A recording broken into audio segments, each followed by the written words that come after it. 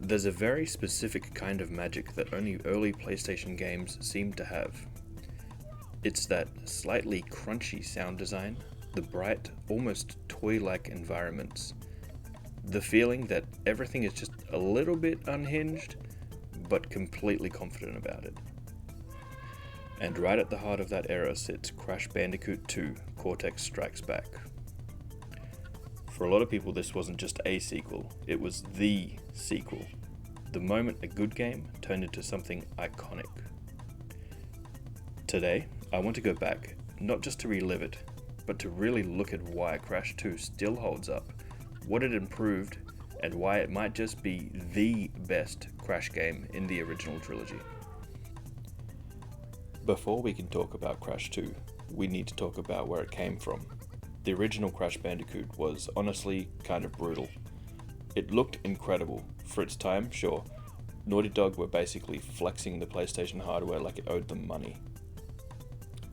But the game itself was tough, linear, punishing, and checkpoints were about as generous as a boss fight with no health bar. You had no proper save system early on. You needed perfect runs for the gems, and the camera, let's just say it wasn't always your friend. But Crash 1 walked so that Crash 2 could full-on sprint.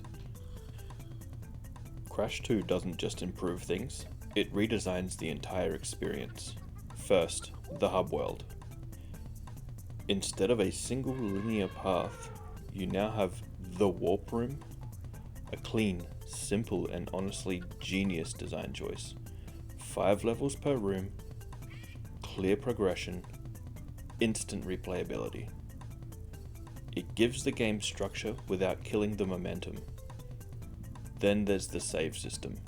No more weird gem requirements just to keep your progress. You can actually play the game at your pace. It's a revolutionary concept, I know.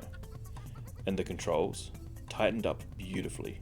Crash feels faster, more responsive, and way more fun to experiment with. This is where Crash stops feeling like a tech demo and starts feeling more like a digital playground. At its core, Crash 2 is still about running, jumping, spinning, and not exploding. But the way it builds on that loop is what makes it special. Every level feels like it introduces a twist. Snow levels with slippery physics, jetpack sections that completely change the pacing, river levels where one wrong move sends you straight into the drink. And then you've got the chase levels.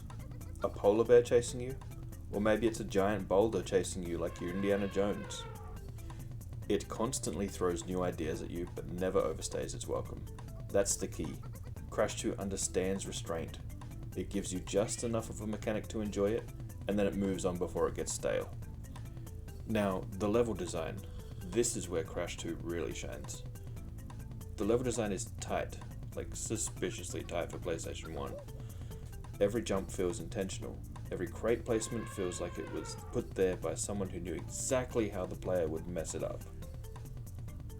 And yet, it rarely feels unfair. When you fail, it's usually your fault. It's painful, but it's fair. Then there's the hidden paths, the secret warp rooms, the alternate exits.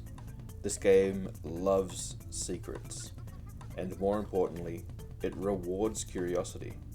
If you see a weird platform, there's probably something there. You notice a suspicious gap? Try it, see what happens. Crash 2 doesn't just reward skill, it rewards your attention. So, my only issue with Crash 2? Sometimes, only sometimes, there's a problem with the crates. And if you've played Crash 2, you already know. Getting through a level is one thing. Breaking every single crate? That's where the real game begins. Miss one box, and that gem is gone. And sometimes, that one box is hidden off screen, behind a leap of faith, or tucked just ever so secretly, just out of your view. It's frustrating, but it is also addictive.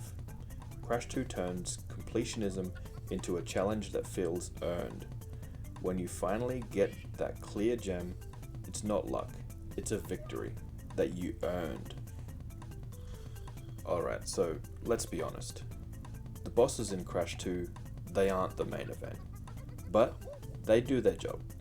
Ripperoo bouncing around like a maniac, Tiny Tiger trying to flatten you into a pancake, and even Dr. Cortex himself. We'll just say he's doing his best. They're simple, they're pattern-based, but they do break up the gameplay nicely. And most importantly, they do not overstay their welcome. The soundtrack for Crash 2 is instantly recognizable. Every level has its own identity, from icy caves to jungle ruins. The music does a lot of the heavy lifting in making each area feel distinct. And visually, Crash 2 is bright, colorful, and just chaotic enough.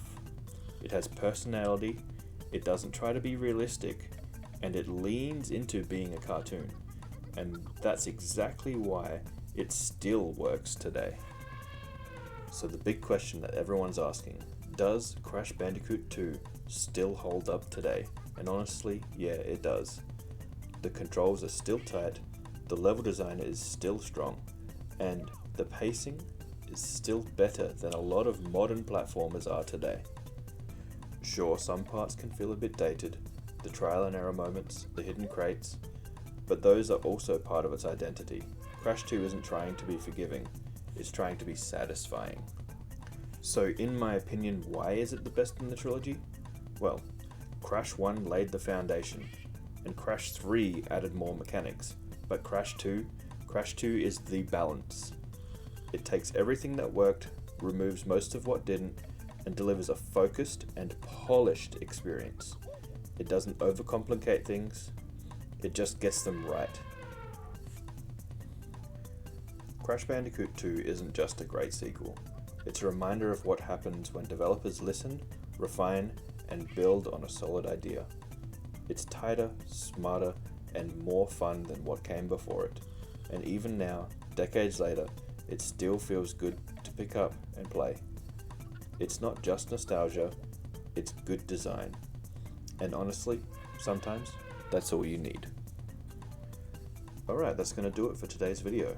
If you enjoyed the ride, make sure to drop a like, hit subscribe, and turn on notifications so you don't miss the next one, because I've got plenty more coming.